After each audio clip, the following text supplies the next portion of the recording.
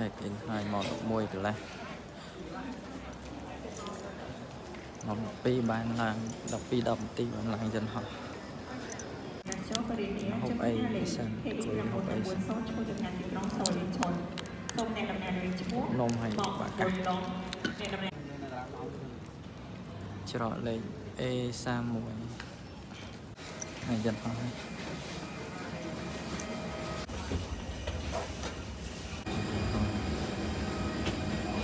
ចូលដល់ចូលអត់ទេខ្ញុំសាប់មើលតោះនេះហូបមួយកន្លះយើងហូបអាហារពេលព្រឹកហើយ